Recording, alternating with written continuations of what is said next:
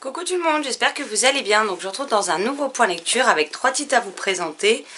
Un abandon, une très bonne lecture et une lecture plutôt sympa. Donc on commence tout de suite avec cette fois l'abandon.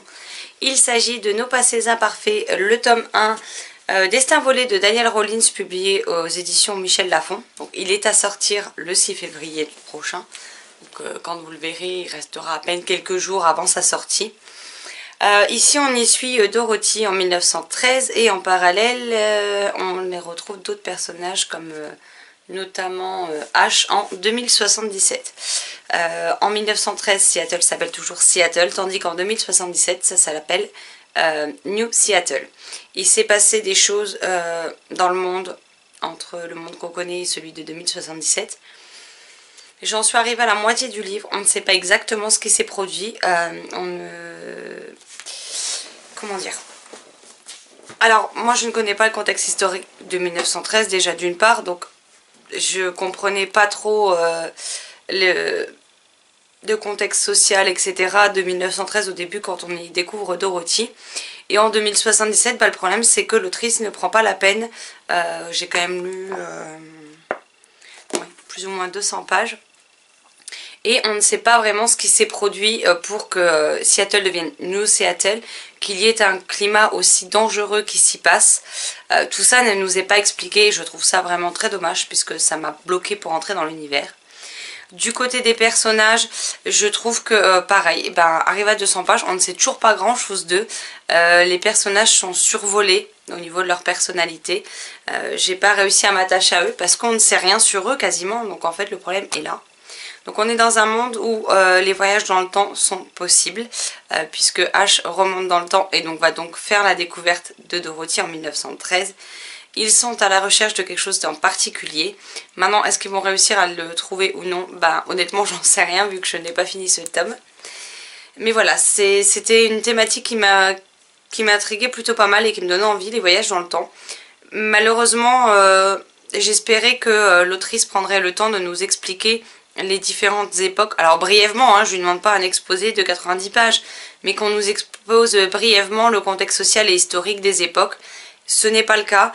Les personnages, pour moi, on ne sait pas assez de choses sur eux au bout de 200 pages pour pouvoir s'y attacher ou pouvoir réellement comprendre quels sont leurs rêves, quelles sont leurs attentes, quelles sont les désillusions éventuellement auxquelles ils ont pu faire face ou les dangers auxquels ils ont pu faire face dans le passé ou dans le présent. Et je suis restée totalement extérieure à cette histoire en fait, et c'est ça qui me pose grandement problème, et ce qui fait que j'ai fini par abandonner cette lecture que je lisais avec Nathalie du blog Les Passions d'Aélie, qui a rendu sa chronique. Donc si j'oublie pas, je vous la laisse en barre d'infos, comme ça vous l'aurez, vous pourrez aller vous rendre compte un peu de son avis à elle. Maintenant, quand elle a su que c'était sûr que je ne le terminerai pas, elle m'a donné un spoil sur la fin de ce premier tome. Et bizarrement, j'en étais même pas surprise en fait. Donc malheureusement, je pensais vraiment aimer, passer un bon moment. Alors est-ce que ça allait être un coup de cœur ou non? Ça, je m'étais pas posé la question. Mais je m'étais dit que ce serait une lecture sympathique. Et malheureusement, c'est un flop total pour moi sur ce titre-là. Parce que si je ne rentre pas dans l'univers et que je m'attache pas au personnage, à partir de ce moment-là, je vois pas l'intérêt de continuer le livre malheureusement. Et c'est ce qui m'a donc conduit à l'abandon. C'est comme ça, ce livre n'était peut-être pas fait pour moi, tout simplement. Maintenant, je passe à la très bonne lecture qui a été La légende des 4 de Cassandra O'Donnell, le tome 3, Le clan des serpents chez Flammarion Jeunesse. Donc ici, on va beaucoup plus se concentrer sur l'héritier du clan des serpents, donc les Serpailles, même si on retrouve toujours Maya, l'héritière des Loupailles, Bregan et Mika, Bregan, l'héritier des Taigan et son petit frère Mika, qui est mon personnage chouchou de cette série, mais aussi Nell, l'héritière des Rapailles, ainsi que sa mère. Dans ce troisième tome, on avance toujours et encore dans l'histoire. On est à l'aube de la grande guerre entre les humains et les Wokai, même si ça a déjà commencé. L'avenir n'a jamais été aussi incertain, aussi bien pour les clans de chaque Yokai, que pour les personnages en eux-mêmes, que pour le côté des humains. On nous montre que tout n'est pas blanc ou noir. Il y a aussi beaucoup de nuances, aussi bien chez les humains que chez les Wokai. J'ai beaucoup aimé en savoir plus sur l'héritier des Serpailles, donc Wan, je ne sais pas du tout comment ça se prononce, j'en suis désolée. Faudra que je demande à Cassandra la prochaine fois que je la vois, ça m'évitera de prononcer mal le prénom de l'un de ses héros du moins.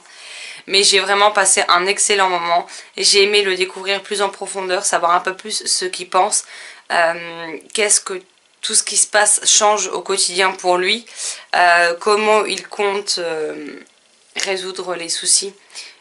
Il a une personnalité, c'est peut-être celui qui a la personnalité la plus complexe, la plus dure, celle qui paraît la plus cruelle et intransigeante.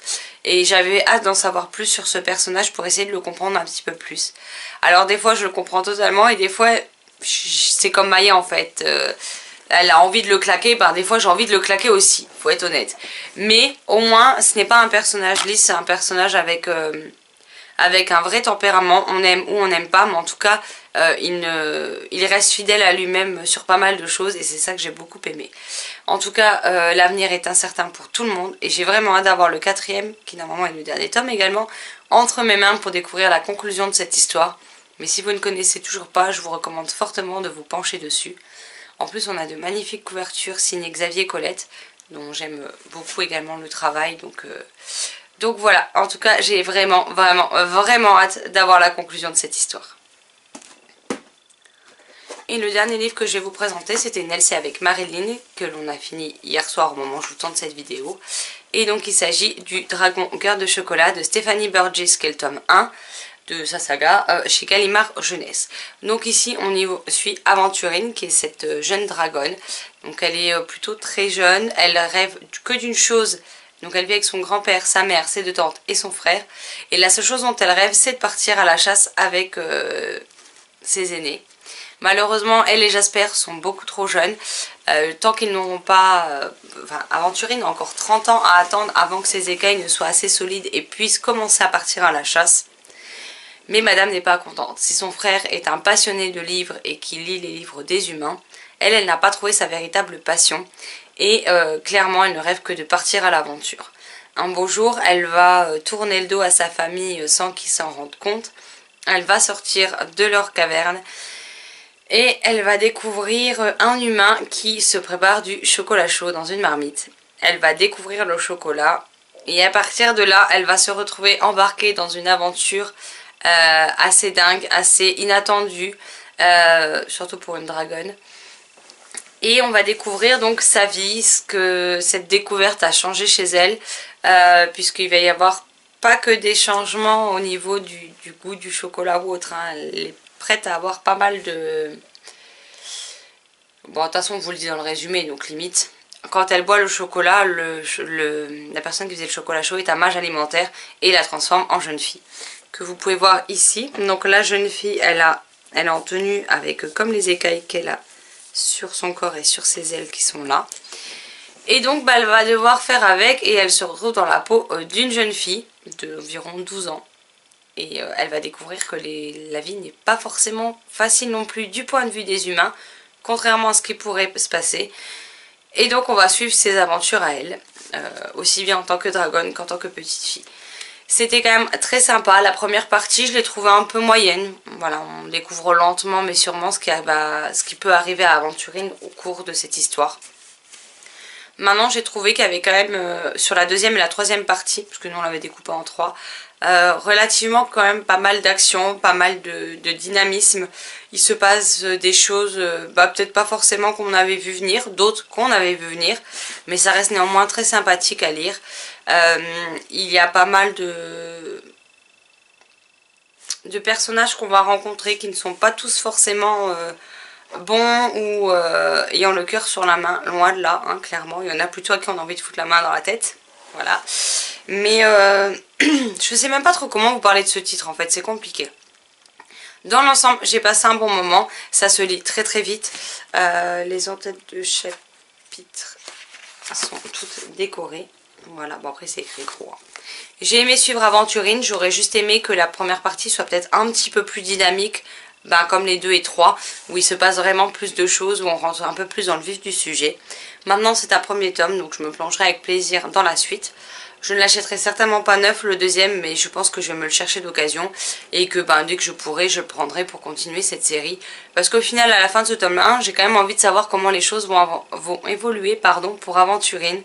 Et puis continuer cette aventure avec elle au final. Donc c'est une histoire de dragon, mais pas telle qu'on pourrait s'en douter. C'est pas des dragons féroces, c'est pas des dragons qui sont investis d'une mission pour sauver le monde ou autre. C'est simplement l'histoire d'une jeune dragonne assez têtue qui a envie de voyager et qui va se retrouver transformée en petite fille. Et donc on va la suivre à la découverte de sa nouvelle vie.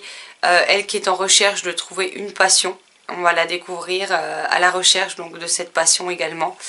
Et de voir tout ce que ça peut changer pour elle au quotidien, tout ce que ça peut engendrer comme répercussions. Et c'était vraiment un moment très agréable et très sympathique. C'est pas la lecture du siècle, soyons honnêtes. Néanmoins, j'ai passé un bon moment avec, un doux moment avec, donc c'est tout ce que je demandais. Et donc du coup, c'est un pari réussi. Et j'ai quand même envie de lire la suite, donc c'est plutôt bon signe. Voilà, ce point lecture est à présent terminé, j'espère qu'il vous aura plu. N'hésitez pas à me dire si vous connaissez ces titres, si vous les avez lus, ce que vous en avez pensé, si au contraire ils vous font envie ou pas du tout. Chacun est libre d'avoir ses envies. Et n'hésitez pas à me dire quels sont vos derniers abandons ou vos dernières excellentes lectures et je me ferai une joie de vous répondre dans les commentaires. D'ailleurs pour les commentaires, je réponds en général le week-end aux commentaires parce que la semaine c'est assez difficile. En plus cette semaine j'ai très peu dormi les nuits. Donc là on est vendredi et j'ai hâte d'être à 18 h pour être en week-end. Donc je vous répondrai à tous les commentaires en général le week-end. Donc voilà. Sur ce je vous laisse là, je vous souhaite une excellente journée, de très belles lectures et je vous dis à très vite dans une prochaine vidéo. Bye bye.